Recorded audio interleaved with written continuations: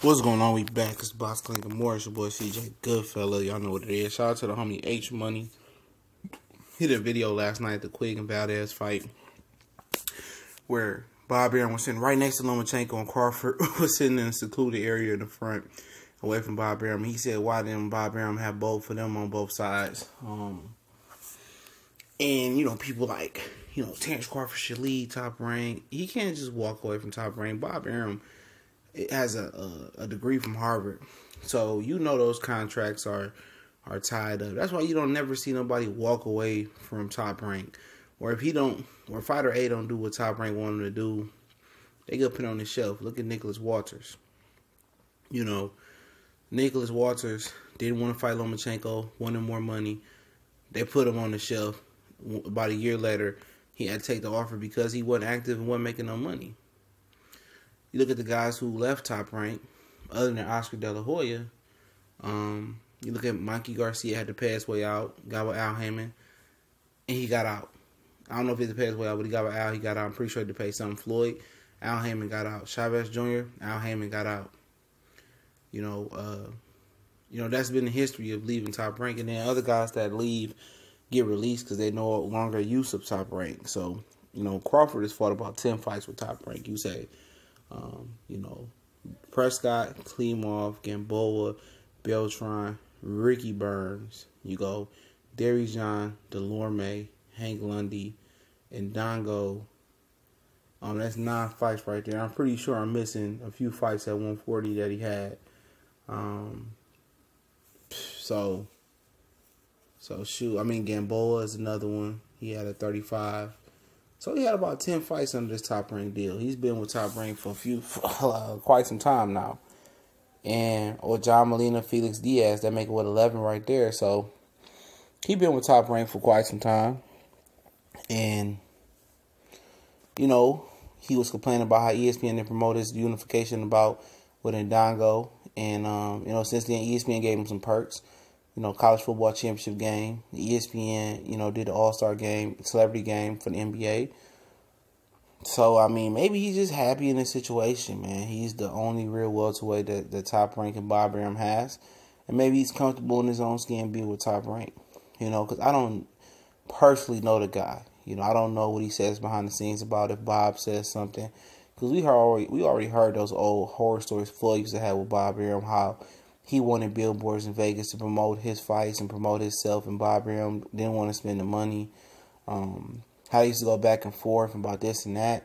And he finally broke loose, and he grew, And, understand Terence where Crawford is coming from. He was with a lower tier promotional company when he had dreads, and when he was fighting, he wasn't discovered coming out the amateurs. He was fighting, getting in trouble in the street. For whatever reason, nobody signed him and picked him up. He got picked up by Top Rank. That was his only big offer in the middle of his career. So he hadn't been making 1 point nothing.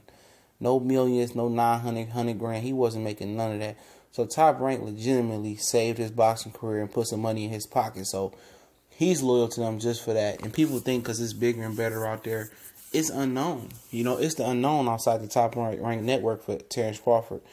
He can hear and see. He got friends over in Sean Porter and guys like that over there that's making money with Al Haymon. He can call and ask him how it works. So I remember Timothy Bradley said he didn't know anybody over there at Premier Boxing Champions. So that's why he signed with Top Rank, which was a bunch of shit. Because when he fought at 150-something amateurs, 160, whatever it was, he knew guys. He knew guys over there. But at the end of the day, like I said, basically Top Rank saved Crawford's life and put money in his pocket. And he might be just loyal to them. You wonder, do he have some spats like what Floyd had with Bob about, promoting and who he wanted to fight. And he says Bob assured him that those fights can happen with the Premier Boxing Champion guys to take his career to the next level. But Bob treats him like a bottom hoe.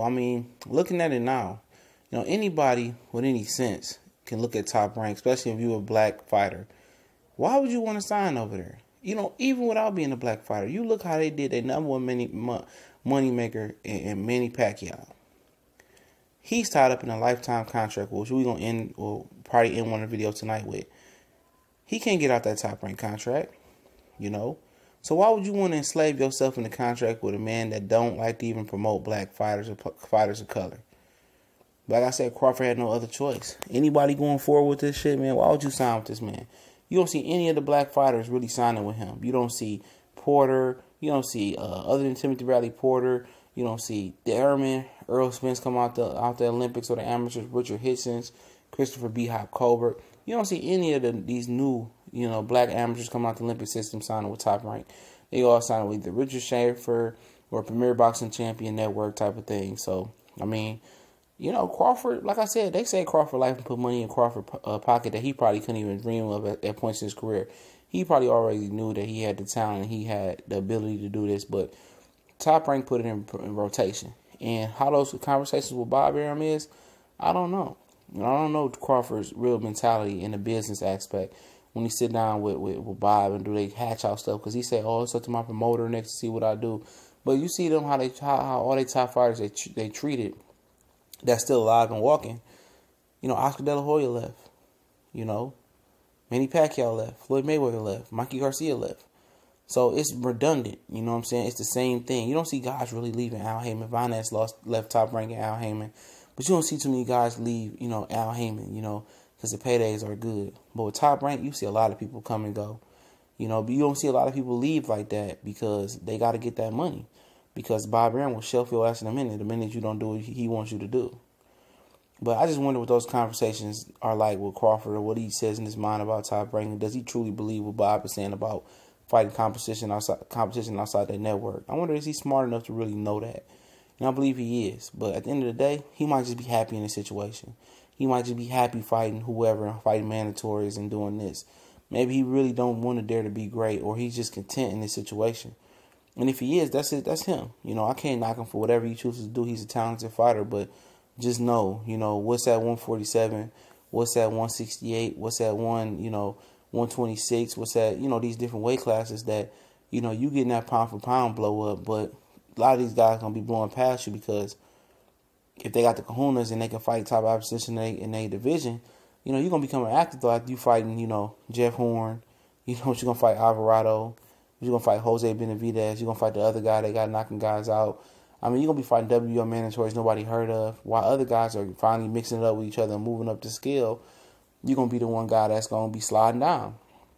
While Mikey Garcia is daring to be great, going 35-40, 35-40, 47 to beat somebody, he going to be on top of the game. You're going to be looking up at him now, knowing that you're better than him, but you don't have the opportunities to move like you want to move. So people just act like, oh, Crawford can just leave. Crawford can just leave. It's not that simple, man. It's not that simple. He did make a comment on his Twitter page as well, saying that, oh, now everybody wants to see how stacked 140 is when I leave. I mean, shit, it kind of turned over that quick. If you stayed a little bit longer, maybe so. But, I feel him. I feel him on that. He still probably would have dominated the competition, in my opinion.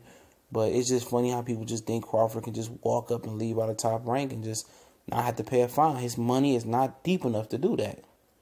He don't have $1 million or $2 or $3 million to buy his way out that contract like that. And that's probably how it's worded, how it's laced. It's hard to get up out of there. It's hard to, even when your contract is up, to get up out of there. That last fight deal, they want you to, sign an extension or get put on the shelf. And, people got a lot of ambitions for Terence Crawford. But if you don't make a move now, it's basically going to be like a lot of guys blowing past him in his career. And it's sad to say, though, man, but I hope it don't happen that way. I hope Bob is able to, move and use him like he should be moved and used. But if not, he gonna be over there rotting over there, man. But I don't think that's gonna be the case. I think they'll make the right fights. I think Crawford or gonna get out of there. But if he don't, man. I ain't gonna have no hard feelings for him because he making millions and he's happy with that. He know what he signed up for. Everybody knows Top Rank reputation. And that's what he want to rock out with and continue to keep signing and signing. I ain't mad at him. Get your money.